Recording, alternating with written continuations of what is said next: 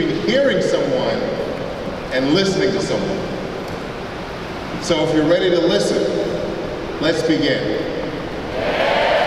Very good. So the first thing I'm going to do is I'm going to talk to you about the mindset, the millionaire mindset needed to be successful in ACN.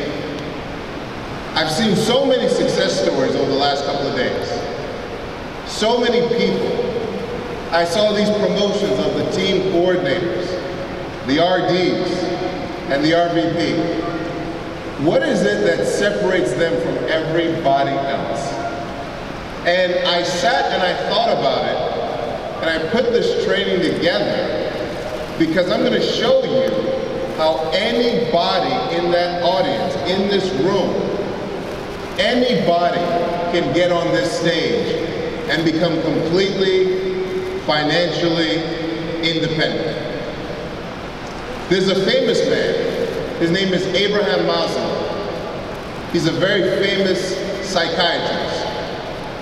And what Mr. Maslow did was he figured out what were the things that drove most people. What were our greatest motivations?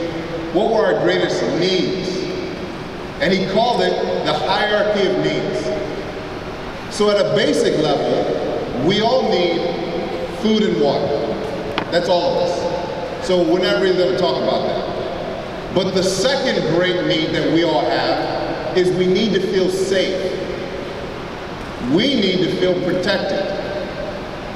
So when a person first sees ACN, how many of you have ever done a presentation to someone you know needs an opportunity, but they didn't sign up with you in ACN? Raise your hands.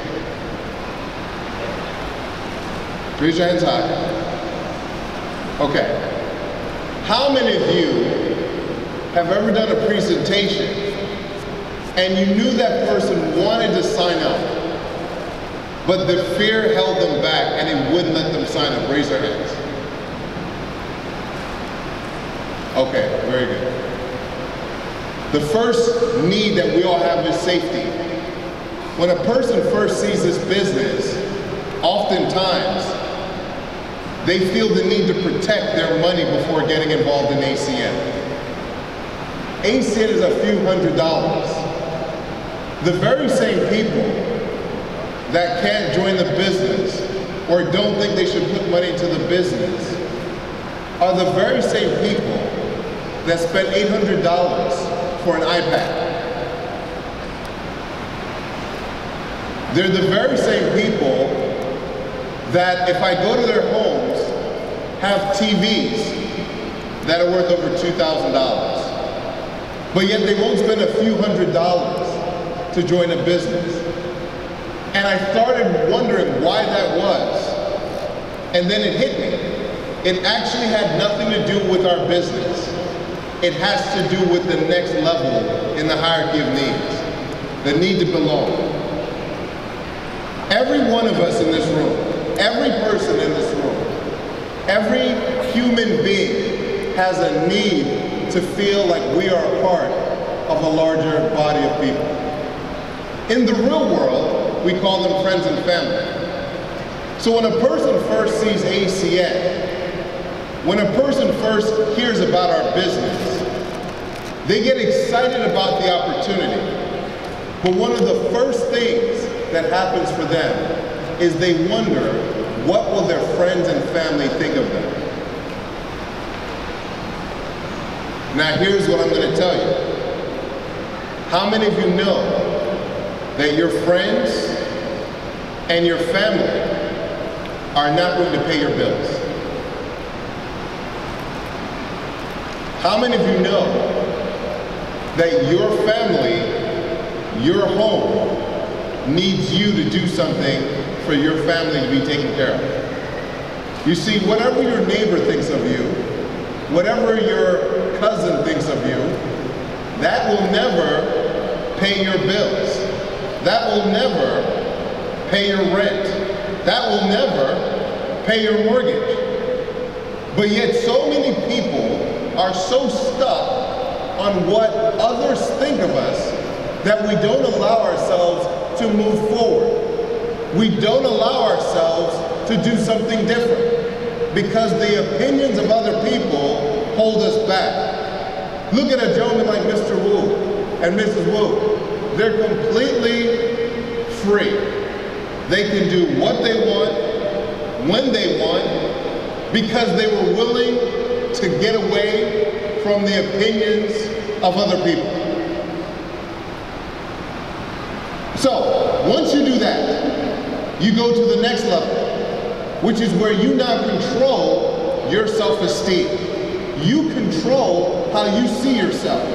Because now you're not being controlled by other people. Because now you're not being controlled by how people look at you. You see, there's a great big world out here. It's an amazing world. But the world of how other people look at you is so small. And here's what's even worse than that. It's not so much just how other people look at you. It's how you begin to look at yourself because of how other people look at you. I'll say that again. It's not just about how other people look at you. It's how you begin to look at yourself because of how other people look at you. Now I want you to think about that. How many of you in here have things that you have never done that you know that you should have done, but you didn't do it because someone talked you out of it? How many people in here have things that you didn't do that you know you should have done, but you talked you out of it because you thought somebody else would talk you out of it? All of us. But you have to be the guardian of your mind. There's a God in heaven. And this God in heaven gave you control over your mind. And it's your mind. And if it was supposed to be someone else's mind, it would be someone else's mind. But we have a very just God. And this God in heaven gave you control over you. So here's my point.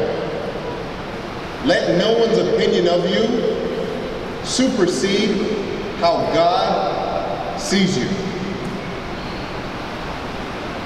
How you see yourself. When you're able to see yourself at a higher level, you self-actualize. Self-actualization is a beautiful thing. It's where you freed yourself, not only from the opinions of other people, you freed yourself from the opinions you have of yourself that were holding you back. You have leaders that have been self-actualized. These people are free. They're not just free financially. They were free in their minds. That's how they became free financially. Everybody has the same body. We have the same blood. We have the same bones. We're all made of the same stuff. Everyone in this room, everybody in this room, we come from the same source. We may have different looks, we may have different thoughts, but we come from the same source. And if one person can get free, that's evidence everybody can get free. So if you're in this room right now, and you look at these leaders, these people who get on this stage, and they seem different, it's because the only difference is that they have self-actualized. They are now aware of who they are. Everyone in this room can self-actualize.